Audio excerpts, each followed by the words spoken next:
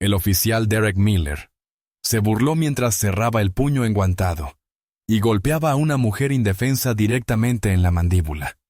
Se rió al ver cómo sus gafas profesionales se rompían en las escaleras del juzgado. Se sintió intocable, un rey de uniforme, pero no sabía que acababa de agredir a la misma mujer, designada para supervisar los casos más delicados del distrito. Este acto de odio ciego no solo quebró el espíritu de una mujer, desató una tormenta legal que lo despojaría de su placa, su libertad y su futuro. ¿Desde dónde ves esta historia hoy? ¿Y cuál es la reputación de las fuerzas del orden en tu ciudad? Dale, me gusta a este video y suscríbete a nuestro canal ahora mismo, ya que esta historia contiene una profunda lección sobre por qué la paciencia y la verdad documentada son las armas definitivas contra la corrupción. Quédate con nosotros hasta el final para ver cómo finalmente se equilibró la balanza de la justicia. Maya Vance tenía 38 años y, hasta esa mañana de martes a principios de mayo, creía comprender la intrincada y a menudo frustrante maquinaria del sistema judicial estadounidense. Durante 14 años, había sido una de sus mecánicas más dedicadas, trabajando desde dentro para arreglar lo que fallaba. Había comenzado su carrera en las trincheras de la Oficina de Defensores Públicos de Charleston, un lugar donde a menudo se perdía la esperanza, ganando apenas $48,000 al año, mientras llevaba una carga de trabajo que habría aplastado a cualquier persona menos preparada. Representaba a los olvidados, a los indigentes, a los hombres y mujeres que estaban. Solo un número más en un sistema diseñado para priorizar la eficiencia sobre la equidad.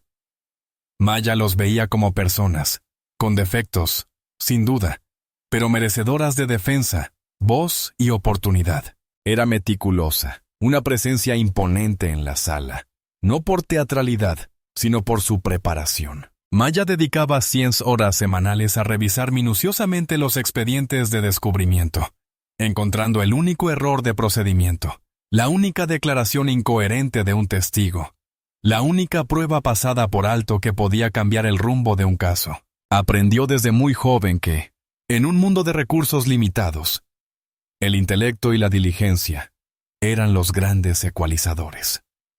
Sus colegas la respetaban, los fiscales la temían y los jueces, incluso aquellos que discrepaban de su postura política, admiraban su inquebrantable compromiso con la ley. No se limitaba a defender casos. Defendía la Constitución, un cliente a la vez. Con los años, su reputación se expandió más allá de la húmeda y humilde Charleston. Se unió a un prestigioso bufete de derechos civiles en Atlanta, donde su salario ascendió a unos respetables $145,000 anuales. Allí, sus batallas se intensificaron. Asumió casos de condenas injustas, mala conducta policial y discriminación sistémica. No solo intentaba sacar a una persona de la cárcel, intentaba desmantelar los mismos sistemas que las habían encarcelado injustamente. Argumentó ante tribunales de apelación con voz firme y resonante, y su lógica inamovible. Redactó escritos que fueron modelos de claridad y erudición jurídica. Nunca buscó la fama, pero aún así la encontró. Se escribieron artículos sobre ella. Las revistas jurídicas citaban su obra, y los jóvenes estudiantes de derecho la consideraban un icono. Su vida era su trabajo.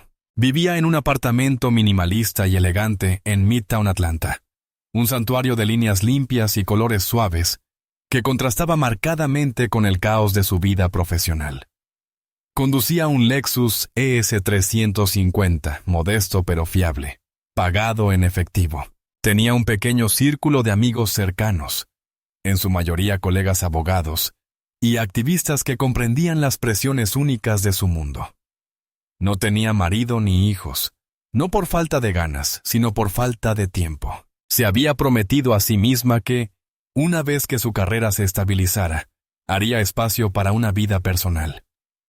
Quizás en 1 o 2 años. Entonces llegó la llamada que lo cambió todo. Se había abierto un puesto en la Corte Superior del Condado de Fulton. Fue una nominación sorpresiva del gobernador, un moderado que buscaba dejar huella en la reforma judicial.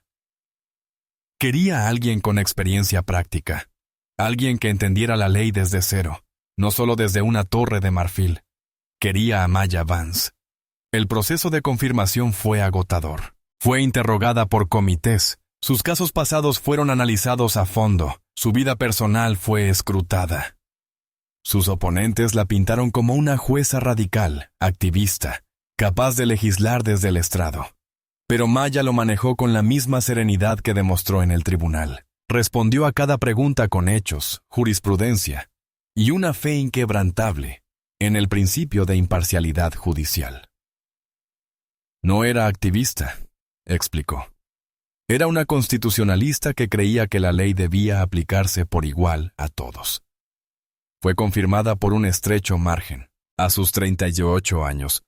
Fue una de las juezas más jóvenes jamás nombradas para el Tribunal Superior y la primera mujer negra en ocupar ese puesto. La noticia infundió orgullo y esperanza en su comunidad.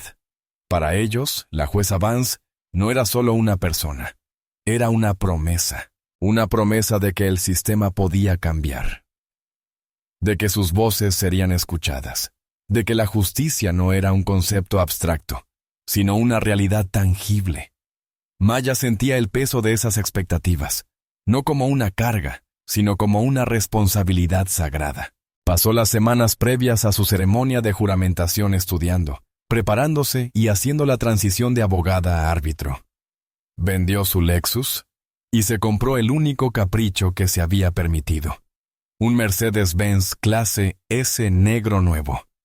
No se trataba de estatus, se trataba de marcar un nuevo capítulo, llegando al juzgado cada día en un vehículo que reflejaba la seriedad del cargo que ahora ocupaba. Se sentía preparada. Creía haberlo visto todo, comprender cada ángulo del sistema que ahora había jurado defender. Se equivocaba. El agente Derek Miller tenía 34 años, y durante la década que había llevado la placa del Departamento de Policía de Atlanta, había actuado con la confianza suprema de quien sabía que las reglas no le aplicaban. Era un policía de tercera generación. Su padre era detective retirado, su abuelo, un policía de barrio de la vieja escuela. En la familia Miller, el uniforme azul no era un trabajo, era una identidad, un derecho de nacimiento que los colocaba a un lado de una línea clara e inalcanzable, con el resto del mundo al otro. Ganaba unos $78,000 al año con horas extras, suficiente para permitirse una modesta casa estilo rancho, de 3 habitaciones en un suburbio a 45 minutos de la ciudad, un lugar con césped impecable y vecinos idénticos a él. A simple vista, Miller parecía un oficial modelo. Era alto, físicamente en forma, con mandíbula cuadrada y cabello rubio corto que nunca desentonaba. Mantenía su uniforme impecable y sus botas lustradas como espejo. Estaba casado con su novia del instituto, Sara, higienista dental, y tenían un hijo de 6 años. Entrenaba al equipo de ligas infantiles de su hijo los fines de semana, y era conocido por su trato firme pero justo con los niños. Podía ser encantador, incluso agradable cuando quería. Pero esa era una máscara que usaba para ocultar su propio mundo. En cuanto se ponía el uniforme y entraba en la ciudad, emergía otra faceta de él en el trabajo. Derek Miller era un depredador que veía a los ciudadanos que había jurado proteger no como una comunidad, sino como un conjunto de posibles amenazas, sospechosos y adversarios. Su visión del mundo era simple y cruda. Había policías y civiles. Y dentro del mundo civil, existía una jerarquía aún mayor, definida por la raza y la clase. Veía a los barrios ricos de Buckhead como sus aliados, pero los barrios predominantemente negros del sur y el oeste eran territorio enemigo. Hablaba de esas personas con un desdén superficial, profundamente arraigado y rara vez cuestionado. Creía en un estilo policial proactivo, que en la práctica implicaba controles de tráfico con pretextos, interrogatorios agresivos y un rápido recurso a la fuerza física. En sus 10 años en la policía, Miller había acumulado un expediente interno que debería haber sido una constelación de señales de alerta. Tenía 3 denuncias oficiales por uso excesivo de la fuerza, todas presentadas por hombres negros que afirmaban haberlos agredido durante controles rutinarios. En cada caso, el informe de Miller fue una obra maestra de ficción interesada. El sospechoso había desobedecido, había hecho un movimiento ferviente y se había resistido al arresto.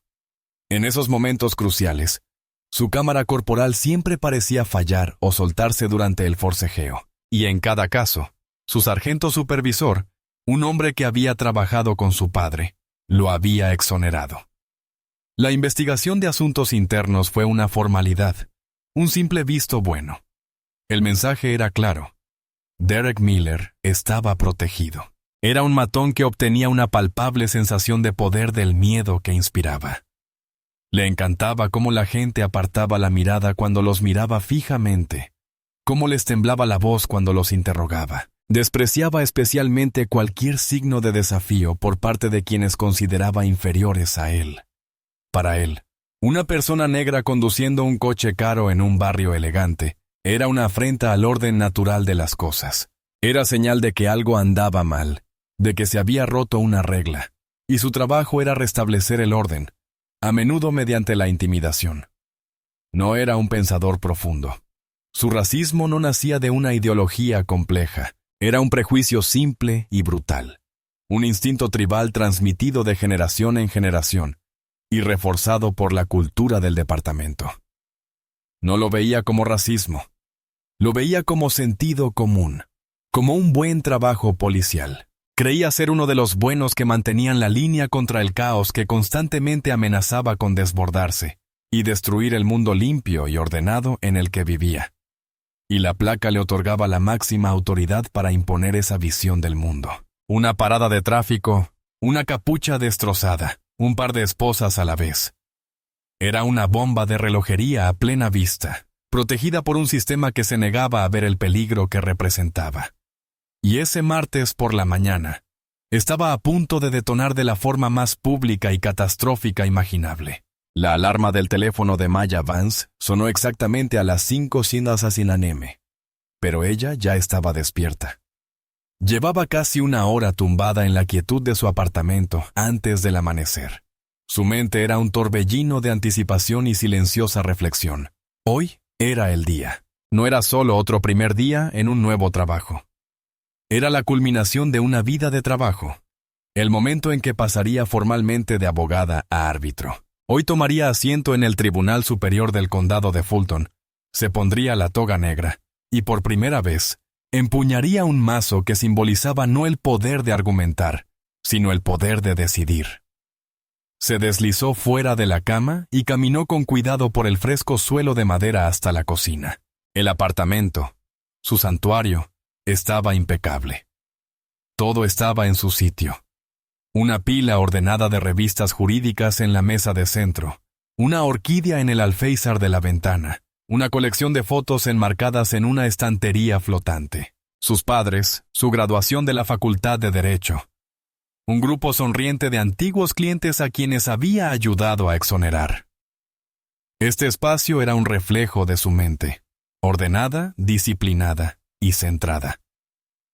Encendió la cafetera, el aroma familiar llenó el aire tranquilo. Mientras se preparaba el café, se quedó de pie junto al ventanal, contemplando la ciudad que despertaba. El horizonte de Atlanta se recortaba contra un cielo que lentamente cambiaba del azul tinta a tonos violeta y rosa. Pensó en el viaje que la había traído hasta allí, las noches en vela en la Facultad de Derecho, impulsadas por la cafeína y un deseo ardiente de demostrar su valía. Los primeros días como defensora de oficio, enfrentándose a fiscales petulantes en tribunales con corrientes de aire, luchando por personas que la sociedad ya había descartado. Los casos cruciales de derechos civiles la habían agotado emocionalmente, pero consolidado su propósito. Cada paso había sido una lucha contra los prejuicios, contra el cinismo, contra un sistema que a menudo era indiferente a las mismas personas a las que se suponía debía servir. Y ahora estaba dentro. Ya no era solo una participante, era una guardiana de la propia institución. La responsabilidad era inmensa. Un peso físico sobre sus hombros, Se apartó de la ventana y comenzó su ritual matutino con la precisión de un cirujano preparándose para una operación. Un entrenamiento de 30 minutos en su bicicleta Peloton, seguido de una ducha donde ensayó mentalmente el día que le esperaba. Luego vino el cuidadoso proceso de vestirse. Para hoy, había elegido su armadura. Un traje de pantalón azul marino, a medida de un sastre local de Atlanta, que le había costado casi $1,200. La tela era un fino crepé de lana. El corte era impecable y le sentaba como una segunda piel. Era un traje que irradiaba autoridad y una serena confianza. Debajo, llevaba una sencilla blusa de seda color crema. Sus zapatos eran unos clásicos tacones negros de cuero, con un tacón modesto, prácticos pero elegantes. Se peinó con un elegante moño bajo y se maquilló al máximo. El toque final lo pusieron unas sofisticadas gafas de montura negra, que le daban un aire de erudita. Al mirarse en el espejo, vio a la jueza Maya Vance. La mujer del reflejo parecía serena, seria y lista. Recogió sus pertenencias. Un delgado maletín de cuero con su juramento judicial. Una pluma estilográfica que sus padres le habían regalado por su graduación y su nueva credencial judicial guardada en una funda protectora de plástico. A las 7:15 p.m. Estaba lista. Echó un último vistazo a su apartamento. Respiró hondo para concentrarse y salió. Abajo, en el estacionamiento seguro, su nuevo Mercedes brillaba bajo las luces fluorescentes. El coche aún olía a nuevo, una mezcla de cuero y potencial. Al sentarse al volante, sintió una punzada de orgullo. Este coche no era solo un medio de transporte. Era un símbolo de su logro. Un testimonio de su trayectoria desde una abarrotada oficina de defensa pública hasta uno de los puestos judiciales más respetados del estado. El trayecto hasta el juzgado fue tranquilo. El tráfico matutino era fluido y escuchó una emisora de música clásica, dejando que las relajantes melodías de Bach calmaran sus últimos nervios. Se detuvo en el estacionamiento reservado para jueces, un estacionamiento seguro junto a la entrada del juzgado. Allí había una pequeña placa. Juez M. Vance. Ver su nombre allí lo hizo todo real. Recogió su maletín, cerró el coche con llave y dio los primeros pasos hacia las imponentes escaleras de granito del Tribunal Superior del Condado de Fulton. Su corazón se llenó de un profundo sentido de propósito. Hoy, la justicia tendría un nuevo rostro. Esa misma mañana, el día del oficial Derek Miller había comenzado con el estridente sonido de un conflicto. Había tenido una acalorada discusión con su esposa Sarah por una factura de tarjeta de crédito. Era la misma pelea de siempre. Demasiado dinero al final del mes. Salió furioso de casa sin desayunar. La ira era un nudo en el estómago. El trayecto de 45 minutos hasta la ciudad no lo tranquilizaba. Lo veía como una invasión diaria a territorio hostil, abandonando la seguridad de su homogéneo suburbio por la mugre y la imprevisibilidad de Atlanta. En el pase de lista matutino, su sargento, un hombre que normalmente lo cubría las espaldas, lo había reprendido por un informe mal escrito de la semana anterior. «Concéntrate, Miller», había ladrado delante de todos. Para cuando llegó a su patrulla, Miller hervía de resentimiento y agresividad. Se sentía irrespetado, maltratado, y buscaba una salida. Buscaba a alguien a quien restituir para reafirmar su autoridad y restaurar su ego herido. Le asignaron una patrulla rutinaria por el centro, que incluía las calles que rodeaban el complejo del juzgado. Detestaba esta misión. Estaba llena de abogados con trajes caros y políticos que lo miraban con una mezcla de desdén y miedo. Se sentía como un guardia de seguridad glorificado. Alrededor de las 7:45 a.m., decidió realizar lo que él llamó una inspección perimetral del juzgado. En realidad, era una excusa para rondar y buscar blancos fáciles, personas que lucieran fuera de lugar, autos con placas vencidas, cualquier cosa que le diera el pretexto para iniciar una parada y sentirse en control. Al doblar la esquina hacia la calle donde se encontraba el estacionamiento privado del juez, sus ojos se posaron en él. Un Mercedes-Benz clase S negro, flamante y reluciente, de esos que cuestan más de lo que él gana en un año. Y una mujer negra se bajaba de él. Su mente, un camino trillado de prejuicios, llegó a una conclusión inmediata. Los pensamientos eran automáticos, sin examinarlos. La novia de un narcotraficante, una prostituta de lujo, o quizás una asistente de abogado con suerte. La única posibilidad que nunca se le pasó por la cabeza era que ella pertenecía allí. Ese coche, esa mujer en ese lugar específico, era una violación de su código interno de cómo debería funcionar el mundo. Era una anomalía que debía investigarse. Corregido. La vio caminar hacia las escaleras del juzgado con un maletín, con aspecto seguro y decidido. Esa confianza fue lo que lo convenció. Lo sintió como un desafío. Encendió las luces, no la sirena a toda potencia, sino las luces azules intermitentes y silenciosas que llaman la atención sin causar un escándalo. Estacionó su patrulla en ángulo, bloqueando el paso del Mercedes. Una clásica táctica de intimidación. Salió del coche despacio, con paso decidido, apoyando la mano en la culata de su Glock. Se tomó su tiempo para acercarse a ella, dejándola sentir su presencia, dejando que la ansiedad aumentara. La vio girarse, con una expresión de leve confusión en el rostro. Aún no tenía miedo. Él lo arreglaría, señora, dijo, con una voz cargada de autoridad que no sentía hacía 5 minutos. Estacionamiento restringido. Necesito ver su licencia y matrícula. No preguntó qué hacía allí. No preguntó si estaba perdida. Empezó con una acusación, una presunción de culpabilidad. No tenía fundamento legal para detenerla. Ella no había cometido ninguna infracción de tránsito. Era una peatona que se dirigía a un edificio. Pero a Miller no le preocupaba el fundamento legal. Le preocupaba el poder. Había elegido a su objetivo. Iba a poner a esta mujer, con su coche caro y su andar seguro, en su lugar. Iba a recordarle quién mandaba en sus calles. El nudo de ira en su estómago empezó a aflojarse, reemplazado por una oleada de adrenalina, familiar y satisfactoria. El juego había comenzado. Maya se giró al ver las luces azules parpadeantes con el rabillo del ojo. Vio la patrulla inclinada detrás de su Mercedes y a la gente acercándose, con una postura que irradiaba agresividad. Su primera reacción no fue miedo, sino una sensación de hastío y molestia. En sus años como defensora pública y abogada de derechos civiles, había visto esta escena cientos de veces. Se sabía el guión de memoria. Era una parada con pretexto, una afirmación de dominio disfrazada de trabajo policial. «Buenos días, agente», dijo con voz tranquila y serena. Había aprendido que mantener la compostura era la primera línea de defensa. ¿Hay algún problema? Hay un problema. De acuerdo, replicó Miller, observándola de arriba a abajo con una sonrisa desdeñosa en los labios.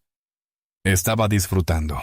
Este aparcamiento está reservado para jueces, no para quienes los visitan. Necesito ver su licencia y matrícula de ese vehículo. Señaló el Mercedes con el pulgar. La molestia de Maya empezó a convertirse en una ira fría y concentrada. Estaba malinterpretando la situación a propósito, tratándola como a una intrusa. «Oficial, el vehículo es mío y estoy estacionada en mi lugar asignado», declaró con tono profesional. «Trabajo en este edificio». «Mucha gente trabaja en este edificio, cariño», dijo Miller con desdén, un término cariñoso y condescendiente que resumaba veneno. Conserjes, dependientes, empleados de la cafetería. No pueden estacionarse aquí, así que veamos la licencia. Maya respiró hondo, negándose a que reaccionara. Sabía que cualquier muestra de enojo sería manipulada y utilizada en su contra. El sujeto se enfureció. El sujeto se mostró reacio a cooperar. Había escrito los contraargumentos a esas frases en los informes policiales incontables veces. No estoy obligado a proporcionarle mi licencia de conducir, ya que no conduzco ningún vehículo. Voy de camino a mi oficina, explicó con la voz firme como la de un profesor de derecho. Sin embargo, para aclarar este malentendido, me complace mostrarle mi identificación judicial. La palabra judicial quedó flotando en el aire. Para un agente normal, este habría sido el momento de hacer una pausa, reconsiderar, calmar la situación. Para Miller fue como una señal de alerta. La idea de que esta mujer negra, pudiera ser jueza, estaba tan alejada de su visión prejuiciosa del mundo que la consideró una mentira, un acto de desafío. Identificación judicial, rió entre dientes. Un sonido áspero y desagradable. Es nuevo. Ustedes se vuelven más creativos cada día. Dame tu maldita licencia de conducir antes de que decida que estás obstruyendo mi investigación. Ahora se estaba formando una pequeña multitud. Algunos abogados y secretarios judiciales, camino al trabajo, aminoraron el paso. Su curiosidad aumentó con la confrontación. Mantuvieron la distancia, pero observaban. Miller era consciente de la audiencia, y eso solo lo motivaba. Estaba dando un espectáculo. «Oficial, no voy a discutir con usted», dijo Maya, agotando su paciencia. Su mano, que sostenía su maletín, se movió para abrir el pestillo. «Mi identificación está aquí. Aclarará todo esto». «No intentes tocar nada», gritó Miller de repente, con la voz resonando por toda la plaza. Dio un paso al frente, invadiendo su espacio personal. «Mantén las manos donde pueda verlas. No sé qué llevas en esa bolsa». Lo absurdo de la situación era asombroso. Estaba convirtiendo su intento de obedecer en una amenaza. Estaba creando una crisis. Maya se quedó paralizada, con la mano suspendida sobre su maletín. Lo miró directamente a los ojos y por primera vez vio más allá del uniforme. Vio el odio puro e irracional en sus ojos. No estaba imponiendo la ley. Estaba imponiendo su propia realidad intolerante. «Mi identificación está en la bolsa», repitió en voz baja y firme, cada palabra como un ladrillo cuidadosamente colocado en un muro de razón. «Me llamo Maya Vance, soy jueza del Tribunal Superior, y usted está interfiriendo con mi capacidad para ejercer mis funciones oficiales». Ella lo había expuesto todo, la verdad, su posición, la realidad legal. Debería haber sido el fin. Pero para Derek Miller, la verdad era irrelevante. Su pretensión de una posición de poder que él jamás podría alcanzar, viniendo de una mujer a la que consideraba inherentemente inferior, fue el mayor insulto. Su rostro se contorsionó en una máscara de rabia. El espectáculo había terminado. La violencia estaba a punto de comenzar. La firmeza en la voz de Maya, la serena afirmación de su identidad como la jueza Maya Vance, fue la chispa que encendió el polvorín de la ira de Derek Miller. No escuchó las palabras de un funcionario judicial. Oyó la insolencia de una mujer negra que se atrevió a reclamar una posición superior a la suya. En su mente retorcida, ella no solo mentía, se burlaba de él, desafiando los cimientos mismos de su autoridad ante un público. Su entrenamiento, su protocolo, cada regla de desescalada se evaporaron en un arrebato de furia pura y sin adulterar. «Eres juez», escupió las palabras con un toque de burla. «Sí, y yo soy el rey de Inglaterra. Ya he tenido suficiente de tus juegos». Ignorando su orden anterior de mantener las manos donde pueda verlas, Maya tomó una decisión definitiva y calculada para terminar con la farsa. No se dejaría intimidar en las escaleras de su propio juzgado. Lenta y deliberadamente, continuó el movimiento que había iniciado, abriendo el maletín con los dedos. «Se acabó, agente, solo mire la identificación». Eso fue todo. Ese fue el momento en que la última amenaza de control de Miller se rompió. Vio su mano moverse, sus dedos manipulando el cierre, y su mente prejuiciosa gritó: «¡Arma!». Era la justificación que necesitaba, la excusa que su intolerancia había estado buscando. Movimiento furtivo. Seguridad del agente. Ya estaría formando las palabras para su informe. No usó su taser. No buscó su porra. No realizó una maniobra de derribo. Optó por la forma más personal y degradante de violencia. Apretó el puño con la mano derecha, enfundada en un grueso guante táctico negro. Dio un paso corto y poderoso hacia adelante, acortando la distancia que los separaba, y atacó. El mundo no solo se detuvo para Maya. Se fracturó. Ella vio el puñetazo venir en una secuencia surrealista e inconexa de imágenes. La tensión de su mandíbula, el destello de sus ojos azules, el borrón de su puño cortando el aire de la mañana. No hubo tiempo para reaccionar, ni siquiera para inmutarse. El impacto fue una descarga fulminante y cegadora. El cuero duro y los nudillos reforzados del guante impactaron de lleno en el lado izquierdo de su rostro, y su mandíbula recibió la peor parte del golpe. Un crujido espantoso resonó en sus oídos. Su cabeza se echó hacia atrás con violencia. Sus costosas gafas de montura negra volaron de su rostro, dando vueltas en el aire antes de hacerse añicos en los escalones de granito con un delicado sonido cristalino, terriblemente fuerte en el repentino silencio. Por una fracción de segundo, solo hubo una luz blanca y abrasadora tras sus ojos. Entonces, llegó el dolor. Una profunda y palpitante agonía volcánica que irradiaba desde su mandíbula hasta todo su cráneo. El sabor a sangre, cobriza y cálida, le llenó la boca. El mundo se inclinó violentamente. Las imponentes columnas del juzgado giraron en una confusión nauseabunda. Sus rodillas se doblaron, incapaces de soportar su peso. No cayó, sino que se desplomó. Su cuerpo se desplomó sobre los duros e implacables escalones. Su maletín se le escapó de las manos, derramando su contenido. Su juramento judicial, su pluma estilográfica y la identificación plastificada sobre la piedra. El pequeño grupo de espectadores jadeó al unísono, un sonido colectivo de conmoción y horror. Ya no eran observadores pasivos. Eran testigos de una agresión brutal y sin provocación. Miller estaba de pie junto a ella, respirando con dificultad y con el pecho hinchado. Una mueca triunfante y fea se dibujaba en su rostro. Había ganado. Había puesto a la mujer desafiante en su lugar. Miró su cuerpo desplomado, la sangre que le goteaba por la comisura de la boca, y sintió una profunda y emocionante satisfacción. Había restablecido el orden. No tenía ni idea de que acababa de firmar la orden para la destrucción total y absoluta de su propia vida. Mientras Maya yacía aturdida en las escaleras, el mundo era una sinfonía de dolor y zumbido en sus oídos. La satisfacción, impulsada por la adrenalina, del oficial Miller dio paso rápidamente a un frío instinto reptil de supervivencia. Sabía, en cierto modo, que había cruzado la línea. Los jadeos de la multitud, la visión de su sangre en las inmaculadas escaleras del juzgado. Era una imagen horrible. Necesitaba una explicación, y la necesitaba rápido. La mejor defensa era un ataque contundente. Tenía que incriminarla para justificar retroactivamente lo injustificable.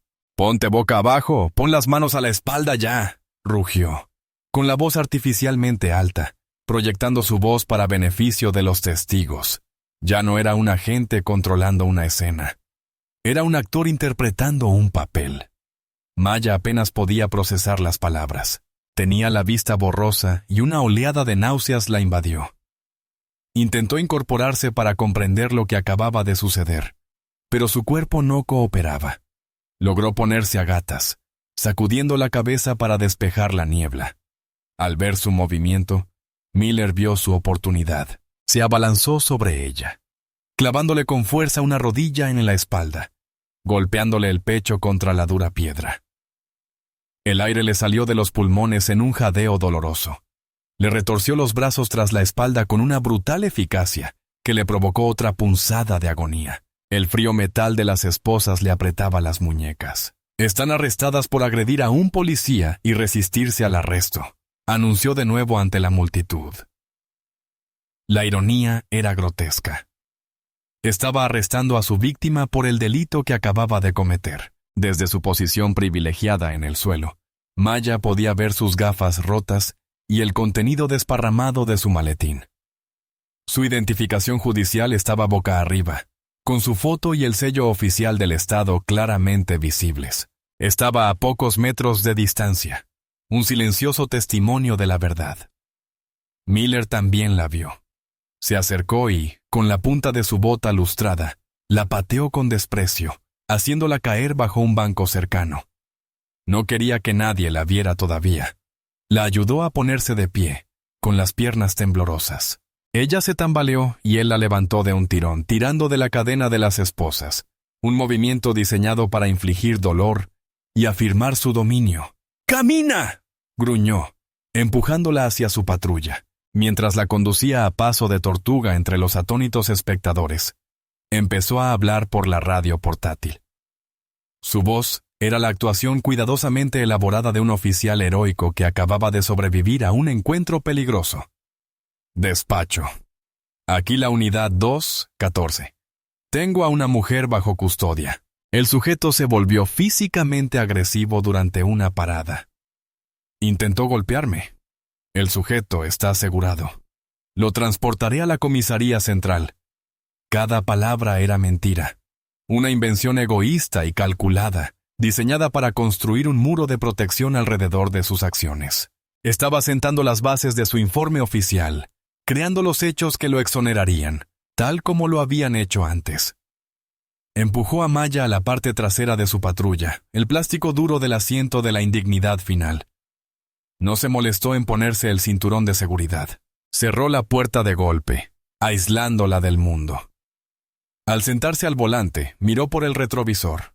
La vio desplomada en el asiento trasero, con la cara ya hinchada, la barbilla manchada de sangre y su costoso traje desaliñado y sucio.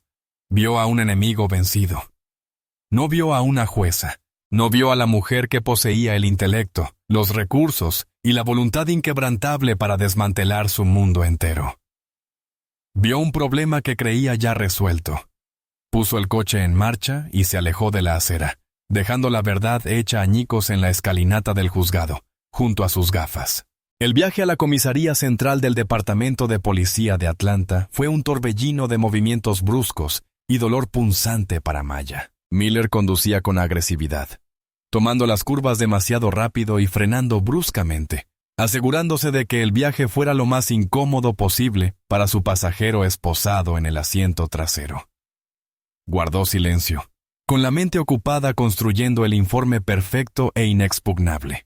Tenía confianza. Ya lo había hecho antes. Conocía el sistema. Conocía las palabras clave. Y sabía quién lo respaldaría. Llegaron a la puerta de salida, el garaje seguro donde ingresan a los prisioneros al edificio. Miller sacó a Maya del coche con la misma indiferencia brusca que había mostrado en las escaleras del juzgado. La condujo por una serie de pasillos de hormigón estériles que olían a desinfectante y desesperación. La empujó hacia la sala de procesamiento, una sala grande y ruidosa llena de la energía caótica del lado oscuro de la ciudad. «¿Tienes una en vivo para ti, Ali?», le anunció Miller con arrogancia al hombre detrás del mostrador de admisión. El sargento Frank Ali era un hombre corpulento de unos 50 años, con una expresión de cansancio permanentemente grabada en el rostro.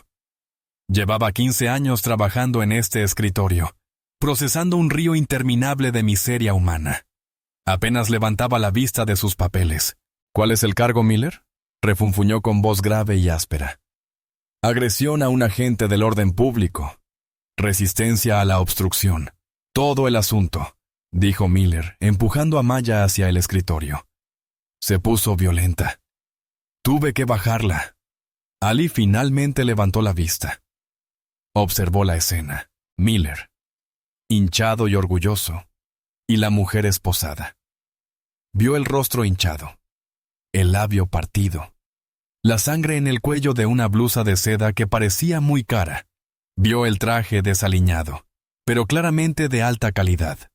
Esta no era su clientela habitual. Un destello de algo, curiosidad, tal vez cautela, cruzó su rostro. «Muy bien, vacíen sus bolsillos», le dijo Omalia Maya con un tono monótono y formal. «Mis pertenencias están en mi maletín, que su agente dejó en la escalera del juzgado», dijo Maya con voz ronca pero clara. Cada palabra le costaba un esfuerzo, le causaba un dolor agudo en la mandíbula. Miller se burló. «No te preocupes. Recogí sus trastos, están en el maletero». Regresó a su coche y regresó un momento después con el maletín de Maya. Sin contemplaciones, Dejó caer su contenido sobre el escritorio de Ali. La pluma estilográfica, la carpeta con su juramento y la identificación envuelta en plástico. Ali tomó la identificación, examinándola con la mirada rutinariamente. Empezó a escribir la información en su computadora. Nombre: Maya Vance. Mientras tecleaba el apellido, hizo una pausa. El nombre le sonaba. Lo había visto en un memorando enviado a todo el departamento la semana pasada. Un memorando que anunciaba el nombramiento de un nuevo juez del Tribunal Superior. Un memorando que incluía una foto profesional de la cabeza. Su mirada pasó de la tarjeta de identificación que tenía en la mano al rostro maltrecho de la mujer que tenía frente a él, y luego volvió a la tarjeta. La sangre desapareció de su rostro. La ruidosa y caótica sala de fichajes pareció quedar en silencio a su alrededor. Giró lenta y deliberadamente el monitor de su ordenador para ver el memorando oficial del departamento junto a la pantalla de fichajes. El rostro del memorando y la mujer esposada eran la misma persona. «Miller», dijo O'Malley, con la voz repentinamente baja y urgente. «¿Qué hiciste?» «¿De qué hablas?» «Hice mi trabajo», dijo Miller a la defensiva, sin comprender el repentino cambio de ambiente. Ali no respondió. Se puso de pie. Su enorme figura pareció encogerse. Cogió el teléfono del escritorio y marcó una extensión de 3 dígitos. «Capitán Henderson», le habla el sargento O'Malley de admisión. «Tiene que venir ahora mismo. Tenemos un problema». Colgó el teléfono y miró a Miller con una expresión de puro temor. La arrogancia había desaparecido del rostro de Miller, reemplazada por una creciente confusión. No entendía qué estaba pasando, pero sabía que era grave. La dinámica de poder en la sala acababa de cambiar con la fuerza de un terremoto. La comisaría, que hacía un momento había sido la fortaleza de Miller, de repente se sintió como una jaula, y él estaba en el lado equivocado de los barrotes. En cuestión de minutos, la zona de fichajes estaba repleta de agentes. El capitán Henderson, un animal político cuya principal habilidad era el control de daños, llegó primero, con el rostro convertido en una máscara de pánico controlado.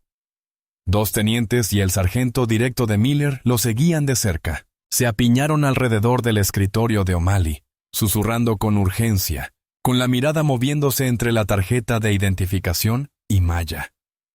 El aire estaba cargado con el grito silencioso de una crisis institucional en toda regla. Henderson se acercó a Maya, con las manos levantadas en un gesto apaciguador, y su voz destilando una sinceridad sintética y desesperada. «Señora, jueza Vance, ha habido un verdadero y terrible malentendido. Soy el capitán Robert Henderson. En nombre de todo el Departamento de Policía de Atlanta, le ofrezco nuestras más sinceras disculpas». Se giró hacia un subordinado. «Quítele estas esposas ahora mismo».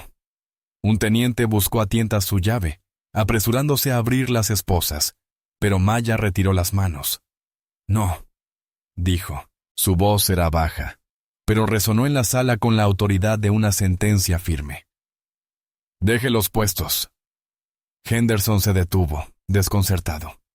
«Su señoría, por favor. Todo esto es un error». El agente Miller claramente no lo reconoció. «Podemos aclarar esto de inmediato. Lo limpiaremos. Lo llevaremos a casa y limpiaremos su auto. Lo arreglaremos». Estaba ofreciendo el paquete de cortesía profesional estándar. El trato clandestino reservado para personas importantes que se vieron atrapadas en el lado equivocado de un malentendido. Borrarían el incidente, fingirían que nunca ocurrió y esperarían que ella hiciera lo mismo. Fue en ese momento que la víctima desapareció y el juez tomó el control total. El dolor, la humillación, la conmoción, lo guardó todo en un rincón frío y oscuro de su mente. Su mente legal, afinada por 14 años de lucha, tomó el control. Vio la escena no como un trauma personal, sino como la escena de un crimen. No los vio como salvadores, sino como cómplices de un intento de encubrimiento, y sabía que sus próximos pasos lo determinarían todo. «Capitán Henderson», comenzó con tono glacial, «no ha habido ningún malentendido. Su oficial fue informado de mi identidad y respondió agrediéndome. Ha inventado una historia para encubrir sus acciones, y ahora intentas obstruir la justicia impidiendo un registro formal. Cada palabra era precisa, legalmente significativa. Ella ya estaba construyendo su caso. Volvió la mirada hacia Miller, que ahora estaba pálido y sudoroso.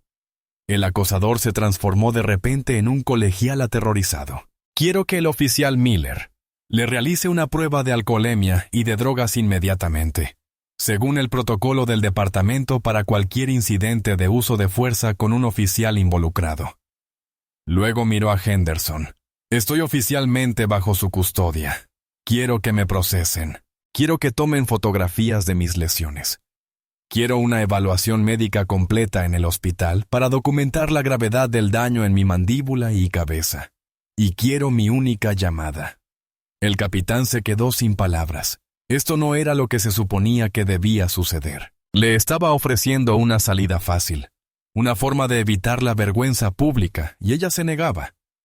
Exigía que siguieran los mismos procedimientos que tan a menudo ignoraban con gente que no importaba.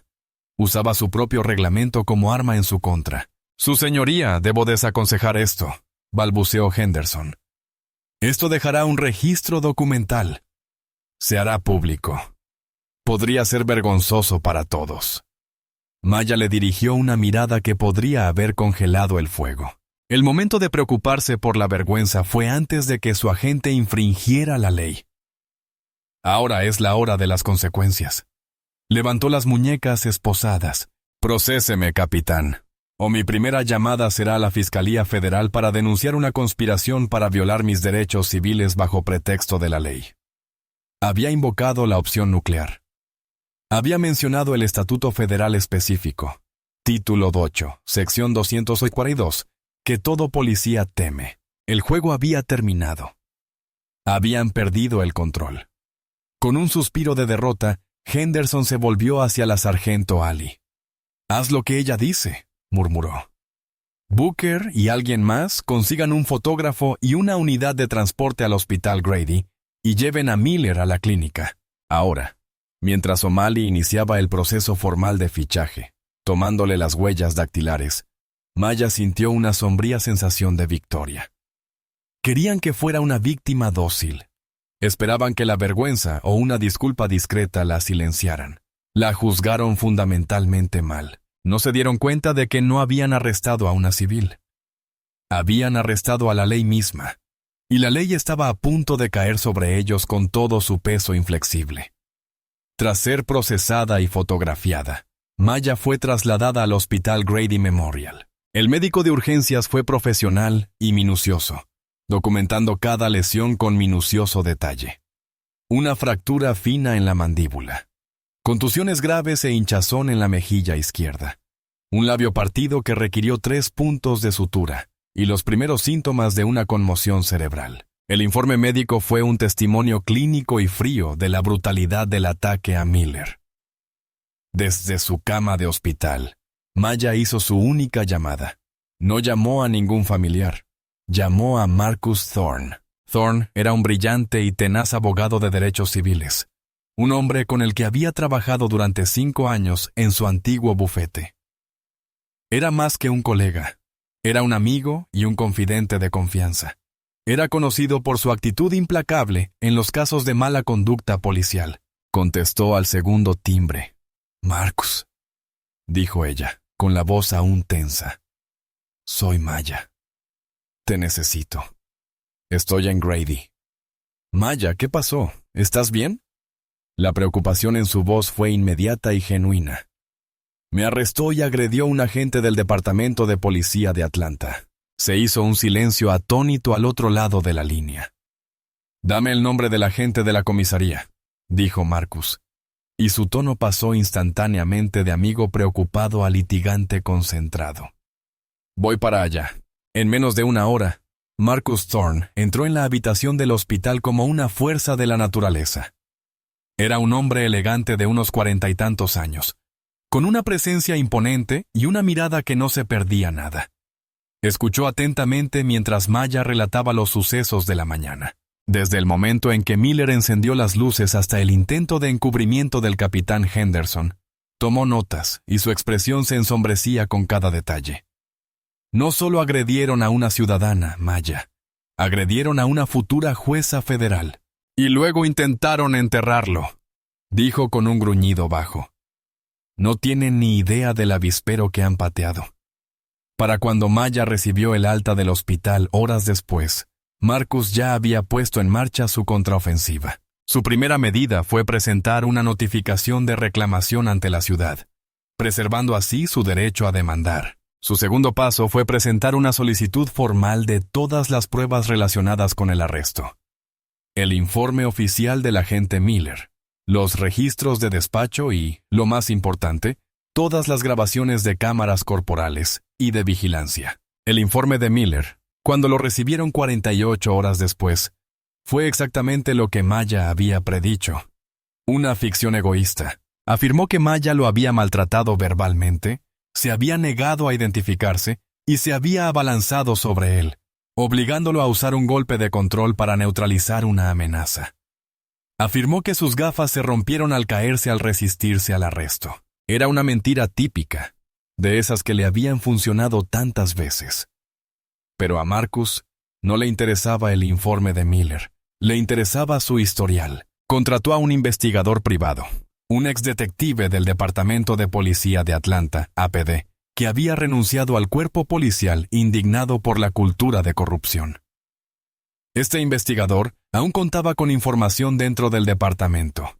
En una semana encontraron lo que buscaban, el expediente personal completo y sin censura de Derek Miller. «Tenías razón, Maya», dijo Marcus mientras estaban sentados en su oficina, extendiendo los documentos sobre una gran mesa de conferencias. Esta no era su primera vez. El expediente era contundente.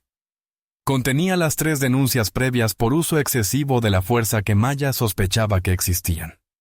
La primera era de hacía 3 años. Un estudiante universitario negro de 19 años, detenido por una luz trasera rota, afirmó que Miller se había golpeado la cabeza contra el capó del coche por contestarle. El segundo caso ocurrió hace 2 años, cuando un pastor negro de 45 años alegó que Miller había registrado ilegalmente su auto y le había dislocado el hombro mientras lo esposaba. El tercero, hace apenas 8 meses, involucraba a un empresario negro que alegó que Miller había usado un insulto racista y lo había tirado al suelo durante una parada en Buckhead. En los 3 casos, el patrón fue idéntico. El informe de Miller citó incumplimiento y movimientos fecundantes. Su cámara corporal había fallado. La investigación de asuntos internos, dirigida por el mismo capitán amigo del padre de Miller, halló que las denuncias eran infundadas. Las víctimas, intimidadas y sin recursos para luchar contra un sistema diseñado para protegerse a sí mismas, se habían dado por vencidas. «Es un abusador en serie», dijo Maya, con la voz fría y furiosa. «Y el departamento lo ha estado permitiendo durante años. Sabían que era una amenaza y lo mantuvieron en la calle». «No solo lo permitieron», corrigió Marcus. «Lo crearon». Esto es un patrón y una práctica de indiferencia deliberada. Son tan responsables como él. Ahora tenían la base de su caso. Ya no se trataba de un policía corrupto y un arresto erróneo. Se trataba de un patrón tóxico sistémico de abuso y encubrimiento. El laberinto de asuntos internos había sido diseñado para proteger a agentes como Miller y ocultar sus pecados bajo el papeleo y la burocracia. Pero Maya y Marcus estaban a punto de arrasar con ese laberinto. Tenían el motivo, tenían la historia. Ahora solo necesitaban la prueba irrefutable. La primera prueba en video llegó una semana después del incidente. Era la grabación de la cámara corporal del agente Miller, y era exactamente como esperaban. El video comienza con la primera parada, capturando el diálogo tenso pero profesional. La voz de Miller era agresiva, la de Ma, tranquila. La grabación muestra claramente a Maya diciendo su nombre y su cargo como jueza. La muestra informando con calma que su identificación estaba en su maletín. Entonces, en el momento más crítico, Justo cuando la mano de Maya se acercaba al cierre del maletín, la pantalla se apagó. Apareció un título. La grabación se interrumpió. El audio continuó durante medio segundo más, captando el comienzo del grito de Miller. ¡No te acerques!, antes de que también se cortara. La grabación se reanudó casi 2 minutos después, mostrando a Maya ya esposada en el suelo mientras Miller le daba órdenes a gritos. Un fallo técnico en el momento más oportuno, dijo Marcus con una risa cínica mientras lo veían en su oficina. ¡Qué mala suerte! La explicación oficial del departamento fue que la cámara probablemente se desprendió o se apagó sin querer durante el forcejeo. Era una mentira que sonaba plausible, una que ya habían usado antes. Era su palabra contra la de ella. Y a falta de pruebas en video, la palabra del policía solía prevalecer. Contaban con ella. Pero cometieron un error fatal. Habían olvidado dónde ocurrió el asalto. No en una callejuela oscura ni en un callejón apartado, sino en las escaleras iluminadas y vigiladas del Tribunal Superior del Condado de Fulton. Son arrogantes, dijo Maya, con la mirada fija en la pantalla en blanco. Están tan acostumbrados a controlar la narrativa que ni siquiera pensaron en las cámaras externas. Marcus ya estaba hablando por teléfono con el administrador del juzgado. Como víctima de un delito ocurrido en las instalaciones del juzgado y juez, en funciones de ese mismo tribunal, la solicitud de Maya de las imágenes de seguridad se tramitó con celeridad. Al día siguiente, un técnico llegó a la oficina de Marcus con un disco duro. Cargaron el video en un monitor grande. La grabación era nítida, grabada en alta definición desde 3 ángulos diferentes. Una cámara estaba instalada en lo alto de la fachada del edificio, ofreciendo una vista panorámica de toda la plaza. Una segunda cámara se colocó sobre la entrada principal, ofreciendo una toma más cercana. Una tercera, una discreta cámara domo bajo el pórtico, capturó la escena con un detalle íntimo y contundente. Observaron en silencio cómo se desarrollaban de nuevo los acontecimientos de esa mañana. Esta vez desde la mirada imparcial y fija de las cámaras. No había lugar a interpretaciones. Los videos lo mostraban todo. Mostraban a Maya de pie, tranquila, con las manos a la vista. Mostraban la creciente agresividad de Miller, su invasión de su espacio personal. La mostraban, clara y lentamente, extendiendo la mano hacia el cierre de su maletín, en un claro intento de mostrar su identificación. Y luego mostraban el puñetazo desde 3 ángulos diferentes. Las imágenes captaron el brutal ataque de Miller, sin provocación alguna. Maya no arremetió. No hubo forcejeo. Solo una mujer intentó obedecer, y un hombre respondió con brutal violencia instantánea. Las cámaras también lo captaron pateando su identificación debajo del banco y la forma agresiva en que la esposó y la obligó a subir a su auto. El video no solo contradecía el informe de Miller, sino que lo desmentía. Demostraba que cada declaración clave que había hecho era una mentira calculada. «¡Dios mío!», exclamó Marcus, reclinándose en su silla. «Esto es todo. Este es el caso completo». Maya sintió una oleada de alivio frío y justificado. Durante la última semana había tenido que lidiar con la manipulación psicológica. La insinuación institucional de que, de alguna manera, ella había sido responsable de lo sucedido. Pero el video era la verdad, cruda e innegable. Era su prueba irrefutable, su bomba atómica. «Estas imágenes nunca llegarán a un tribunal civil», dijo Marcus, con la mente ya 3 pasos por delante. «Los abogados de la ciudad las verán y llegarán a un acuerdo de inmediato. Te ofrecerán millones para que desaparezcan». «No quiero un acuerdo», dijo Maya con firmeza. «Un acuerdo conlleva un acuerdo de confidencialidad. Oculta la verdad. Miller se marcha con su pensión y el departamento no admite ninguna irregularidad. El patrón continúa. No, este video se hará público. No quiero sobornos. Quiero rendición de cuentas». Marcus la miró, con una lenta sonrisa extendiéndose por su rostro. Esperaba que dijera eso. «Entonces no solo estamos presentando una demanda, Maya», dijo. Estamos iniciando una guerra. Con la irrefutable evidencia en video en su poder, Maya y Marcus pasaron de la defensa a un ataque a gran escala. Un acuerdo amistoso estaba descartado. Su objetivo ya no era solo una reivindicación personal, era un cambio sistémico. La demanda que prepararon no era una simple demanda por lesiones personales. Se trataba de una denuncia federal meticulosamente elaborada. Una diatriba legal dirigida al núcleo de la cultura corrupta del Departamento de Policía. La presentación constituía una demanda de derechos civiles amparada por la sección 1883, una poderosa herramienta legal derivada de la Ley de Derechos Civiles de 1871, también conocida como la Ley del Clan Ku Klux. Permite a las personas demandar a funcionarios del gobierno por violaciones de sus derechos constitucionales. En este caso, las violaciones fueron numerosas y flagrantes. El primer cargo se dirigió individualmente contra el agente Derek Miller. Se alegó uso excesivo de la fuerza, violando la Cuarta Enmienda, que protege contra incautaciones irrazonables. También se alegó procesamiento malicioso y falsificación de pruebas, citando las mentiras en su informe oficial. Dado que lo demandaban individualmente, podría ser considerado personalmente responsable de daños punitivos, lo que significa que su patrimonio personal estaba en juego.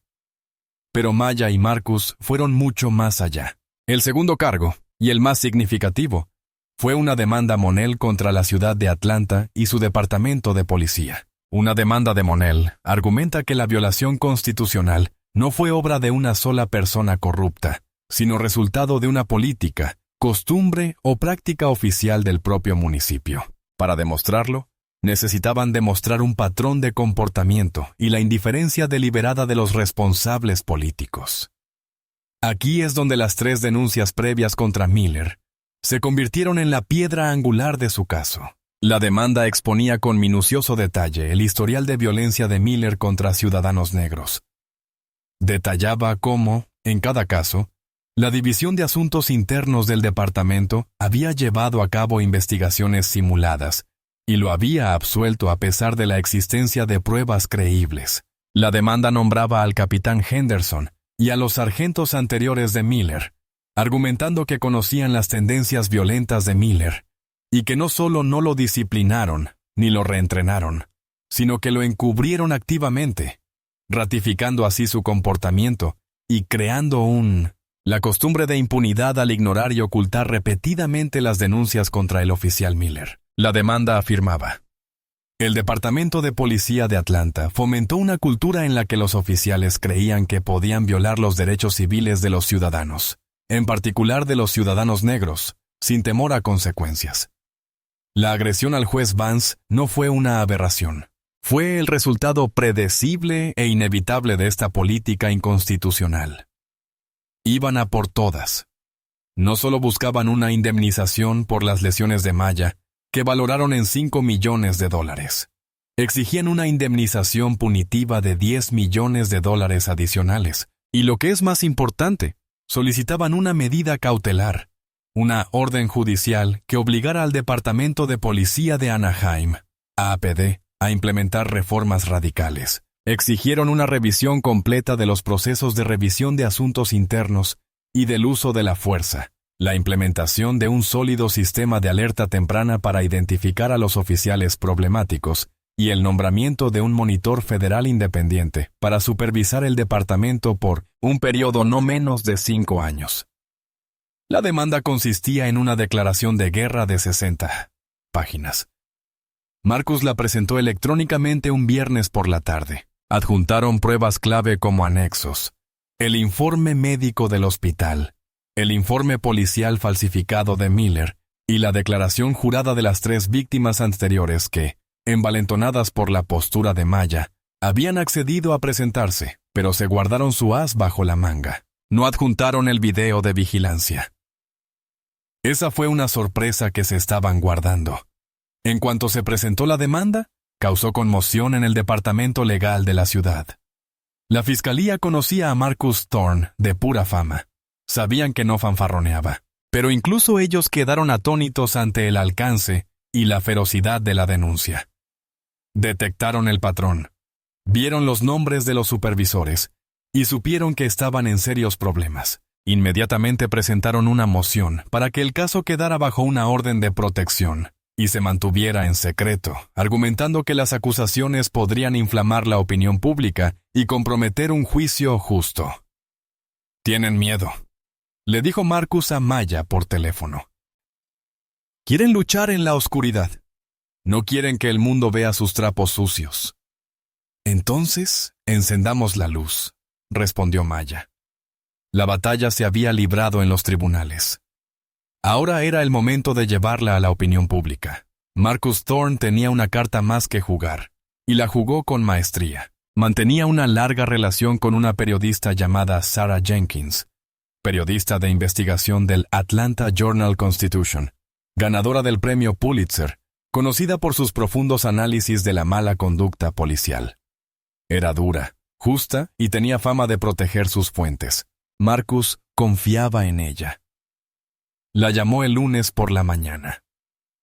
«Sarah, tengo una historia que va a conmocionar a esta ciudad hasta los cimientos», le dijo. «Pero solo puedes publicarla si aceptas mis condiciones. Te lo daré todo, pero tienes que guardarla hasta que te dé luz verde». Intrigado, Jenkins accedió. Esa tarde, en una sala de conferencias segura, Marcus y Maya le expusieron todo el caso. Le entregaron la demanda, los informes médicos, el expediente personal de Miller y la información de contacto de sus víctimas anteriores. Y luego Marcus reprodujo el video de vigilancia. Jenkins observó la grabación en un silencio atónito, con su compostura periodística quebrándose por un momento. Rebobinó y vio el golpe 3 veces más. «Dios mío», susurró. «Esto es innegable». Durante los 2 días siguientes, Jenkins y su equipo trabajaron en secreto, verificando cada hecho, entrevistando a las demás víctimas y preparando una historia completa. El plan era estratégico. La ciudad había presentado una moción para sellar el caso y se fijó una audiencia para el miércoles por la mañana. Marcus sabía que el juez probablemente concedería la orden de protección, al menos temporalmente. Tenían que publicar la noticia antes de que se dictara la orden de censura. A las 8:12 p.m. del martes, Marcus dio luz verde a Sarah Jenkins. A las 8:01 p.m. la noticia titulada «Juez agredido, patrón de abuso del departamento expuesto», se publicó en el sitio web del periódico. El titular fue explosivo, la noticia fue una bomba, pero la pieza central, el elemento que lo convirtió de un escándalo local en un revuelo nacional, fue el video de vigilancia integrado. El video se viralizó casi al instante. Se compartió miles, luego cientos de miles, luego millones de veces en redes sociales. Fue crudo, brutal e inequívoco. La gente no solo leyó sobre la agresión, la vio. Vieron a la mujer tranquila y profesional y al policía violento y descontrolado. Vieron la mentira de su informe expuesta en alta definición. Por la mañana, la noticia estaba en todas las principales cadenas de noticias: CNN, MSNBC, Fox News. Todas comenzaron con las impactantes imágenes de Atlanta. Analistas legales analizaron el caso. Los defensores de la reforma policial lo tomaron como un ejemplo clásico de corrupción sistémica.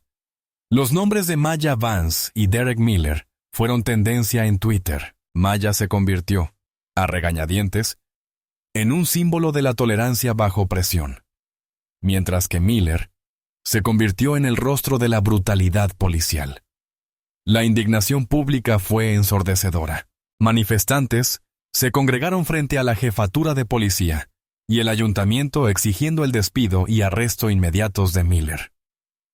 El alcalde, quien anteriormente había sido un firme defensor del departamento de policía, se vio obligado a ofrecer una conferencia de prensa de emergencia. Parecía conmocionado al anunciar que el agente Miller había sido suspendido sin goce de sueldo y que la Oficina de Investigaciones de Georgia se haría cargo de la investigación criminal sobre su conducta.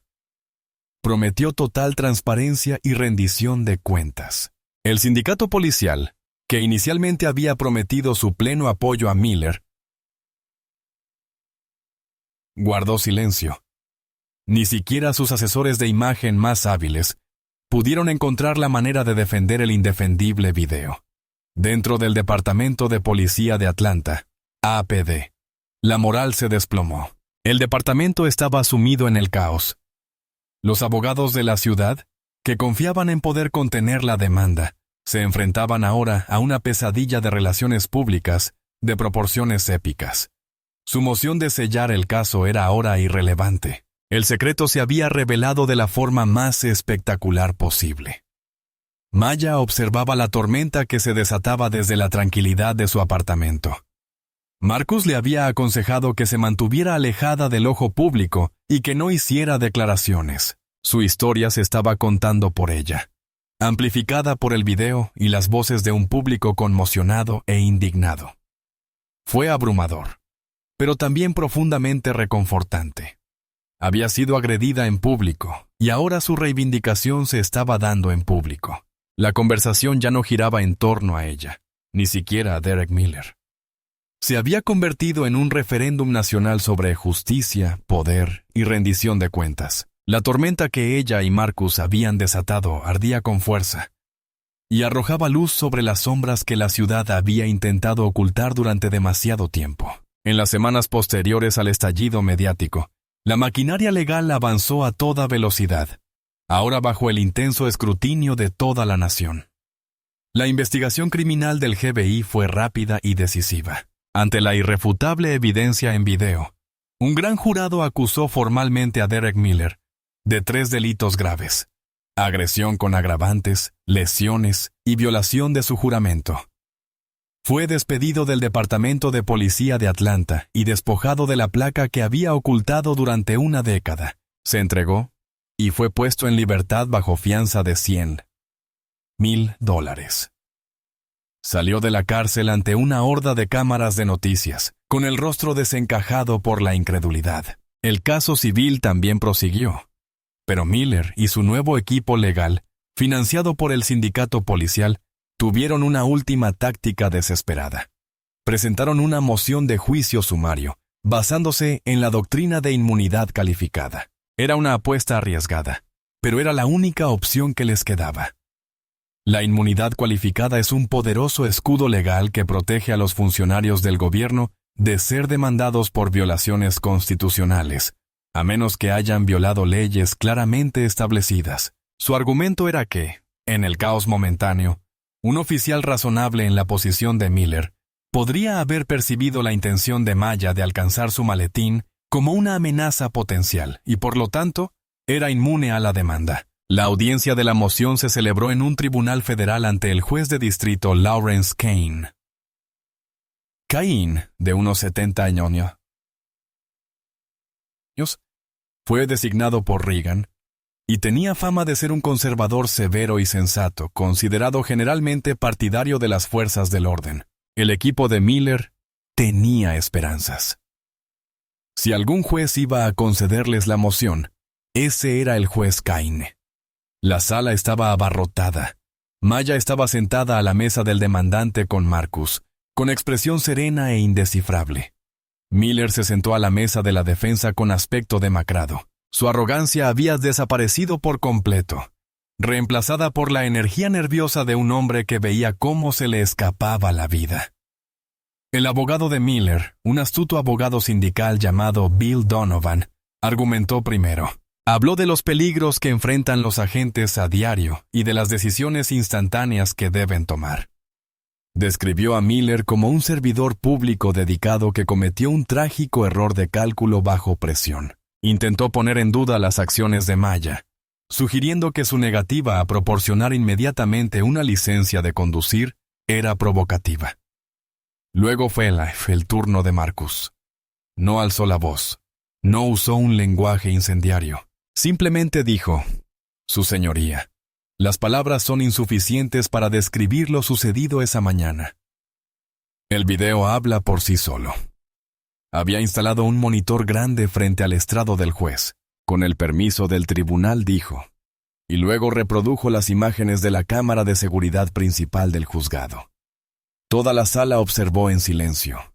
La secuencia clara e innegable de los acontecimientos se desarrolló. La postura tranquila de Maya, la agresividad de Miller, el puñetazo. Marcus lo reprodujo una vez a velocidad normal y luego una segunda vez a cámara lenta. Al terminar, un silencio denso se apoderó de la sala. El juez Kane, que había estado observando el monitor con atención, sin pestañear, giró lentamente su silla hacia la sala. Se quitó las gafas de leer y las limpió con un pañuelo, un gesto deliberado y pensativo. Miró directamente a Donovan. «Abogado», comenzó, con una voz grave y peligrosa que exigía absoluta atención. «Llevo 30 años en este tribunal. He visto casos de auténtica ambigüedad, donde la línea entre el trabajo policial legal y el uso excesivo de la fuerza es difusa. Este no es uno de esos casos». Se volvió a poner las gafas y observó el movimiento que tenía delante. La doctrina de inmunidad calificada se creó para proteger a los agentes que cometen errores de juicio razonables. No se creó para proteger a los agentes que cometen actos de brutalidad no provocados contra ciudadanos obedientes a plena luz del día. No hay ningún ángulo, interpretación ni precedente legal que pudiera llevar a un agente razonable a creer que golpear en la cara a una mujer de 63 kilos, que no representaba una amenaza, fue un uso justificado de la fuerza. Miró a Miller con los ojos como astillas de hielo. Lo que vi en ese video no fue un juicio erróneo, señor Miller. Lo que vi fue una agresión criminal. Con un gesto de la muñeca, selló la moción. La petición del acusado de juicio sumario con base en la inmunidad calificada se deniega rotundamente. Una exclamación de asombro recorrió la sala. Miller se desplomó en su silla como si las palabras del juez hubieran sido un golpe. Su último escudo se había hecho añicos. No habría escapatoria fácil. Tendría que enfrentarse a un jurado tanto en el juicio civil como en el penal. Su derecho, la creencia de que el sistema siempre lo protegería, finalmente se desmoronó bajo el peso de sus propias acciones, expuestas a la vista de todos. El juicio penal de Derek Miller comenzó 6 meses después de la agresión. Fue el caso más sonado en Atlanta en años, y la cobertura mediática fue intensa. El equipo de la fiscalía, liderado por un fiscal adjunto de distrito de alto rango, confiaba en contar con el video, las pruebas médicas y una víctima que, además, era un juez sereno, creíble y elocuente. El juicio duró 5 días. La fiscalía expuso sus argumentos con precisión metódica. El primer día, reprodujeron el video de vigilancia al jurado, dejándolo en el aire como prueba principal. El médico de urgencias testificó sobre las lesiones de Mia, explicando la fuerza necesaria para fracturar una mandíbula humana. El sargento Ali testificó sobre la escena en la taquilla y la falta inicial de remordimiento de Miller. Sin embargo, los momentos más impactantes del juicio surgieron de los testimonios de las víctimas anteriores de Miller. El juez, en una decisión crucial previa al juicio, permitió a los 3 hombres testificar, no para probar la culpabilidad de Miller en este caso específico, sino para establecer un patrón de conducta o modus operandi. 1 a 1. El estudiante universitario, el pastor y el empresario subieron al estrado y contaron sus historias. Eran hombres diferentes, de diferentes ámbitos sociales, pero sus relatos eran inquietantemente similares. Una parada con pretexto, la creciente agresión de Miller, el uso de fuerza física por un desafío menor y el subsiguiente mal funcionamiento de la cámara corporal. Su testimonio pintó una imagen devastadora de un depredador que usó su placa como licencia para la violencia por motivos raciales. El testimonio de Maya fue el clímax del caso de la fiscalía. Caminó hacia el estrado de testigos con serena dignidad. Relató los acontecimientos de esa mañana con voz clara y firme, sin emoción ni adornos.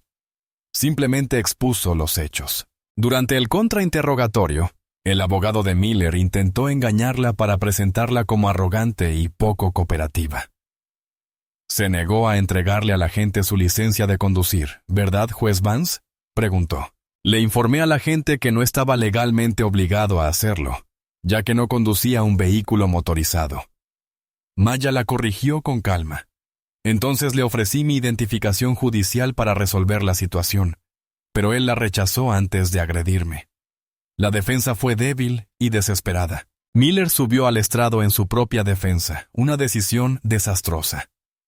Se mostró arrogante y a la defensiva, aferrándose a la increíble historia de su informe. Afirmó sentirse amenazado por Maya. Durante el contrainterrogatorio, el fiscal reprodujo el video fotograma a fotograma, pidiéndole a Miller que señalara el momento exacto en que sintió que su vida corría peligro. Miller tartamudeó, se contradijo y se desanimó bajo la presión. El jurado no lo vio como un policía héroe, sino como un mentiroso. El jurado, un grupo diverso de 7 mujeres y 5 hombres, deliberó durante solo 90 minutos. El veredicto se leyó en una sala silenciosa y abarrotada. Por el cargo de agresión con agravantes, el jurado declara al acusado culpable. Por el cargo de agresión física, culpable. Por el cargo de violación del juramento del cargo, culpable. Miller no mostró ninguna emoción durante la lectura de los veredictos, pero su esposa, sentada en primera fila, rompió a llorar. La audiencia de sentencia se celebró 2 semanas después. Maya dio una declaración sobre el impacto de la víctima. No habló de su propio dolor.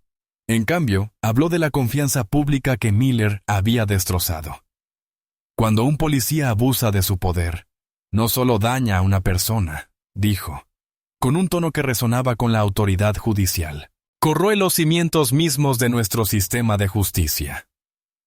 Hace que cada ciudadano esté menos seguro y el trabajo de cada oficial honorable sea más difícil. La sentencia de hoy no se trata de venganza. Se trata de reafirmar el principio de que nadie está por encima de la ley. El juez, un jurista veterano conocido por sus duras sentencias, estuvo de acuerdo.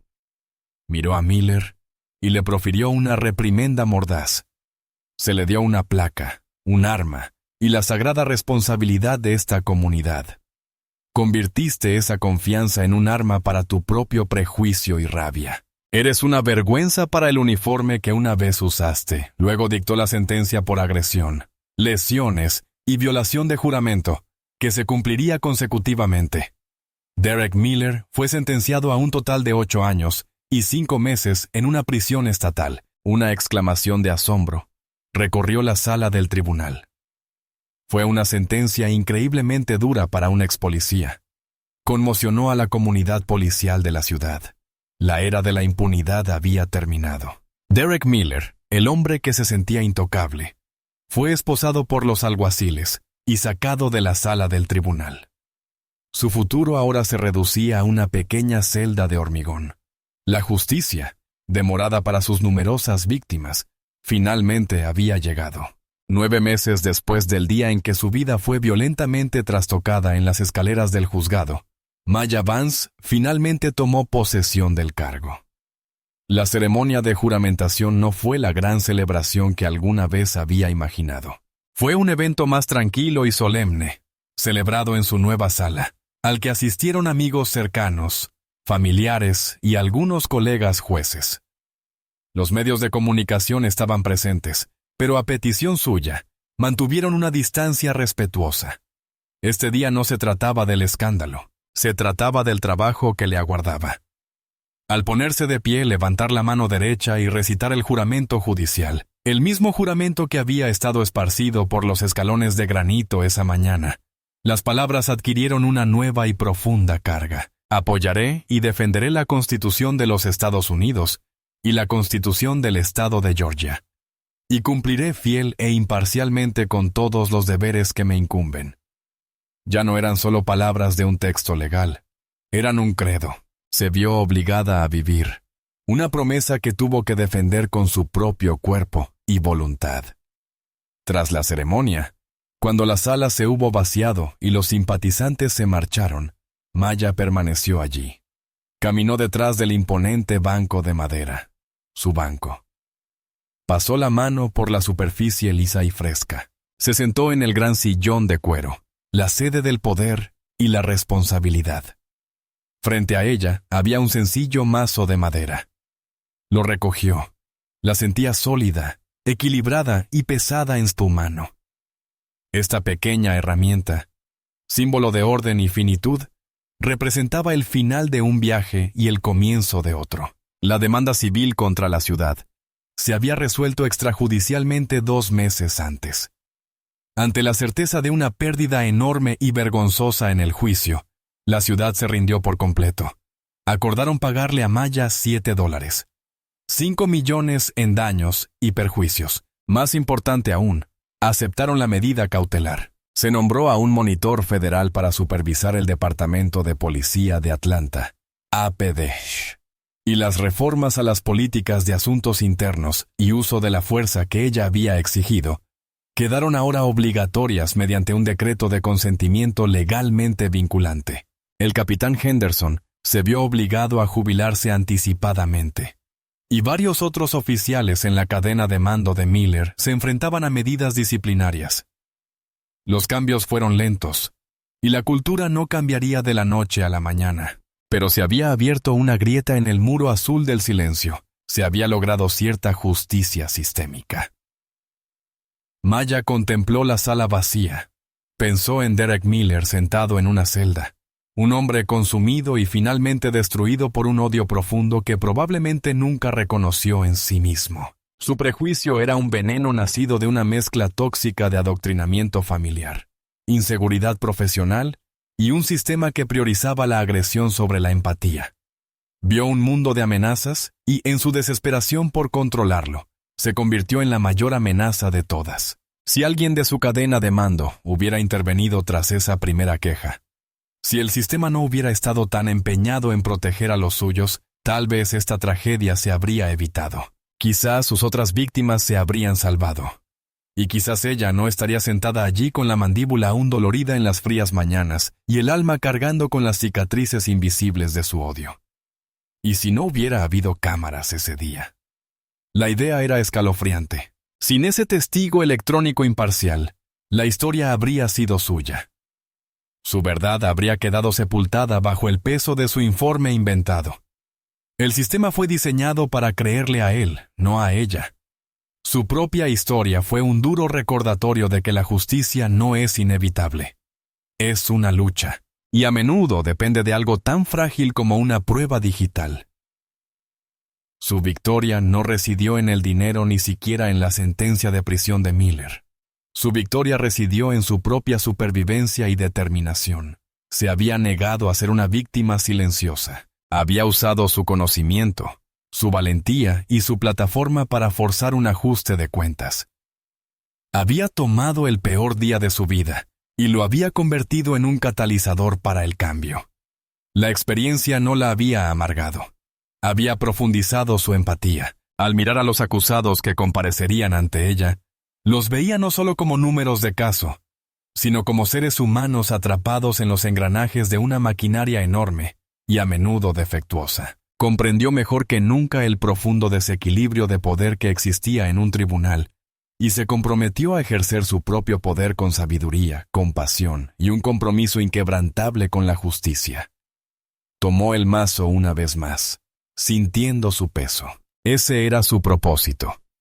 Asegurar que dentro de esas 4 paredes, la ley se aplicara por igual a poderosos e indefensos, a la persona con traje a medida y a la persona con uniforme de prisión, al ciudadano y al policía. Guardó el mazo en su funda, respiró hondo y se preparó para su primer caso. La jueza Maya Vance estaba lista. La labor de justicia estaba a punto de comenzar. ¿Qué parte de la respuesta estratégica de Maya le pareció más impactante? ¿Y por qué? ¿Ha presenciado alguna vez una situación en la que las pruebas en video cambiaran por completo el resultado de un conflicto? Comparta su opinión en los comentarios y siga apoyando nuestro canal para conocer más historias de justicia y rendición de cuentas.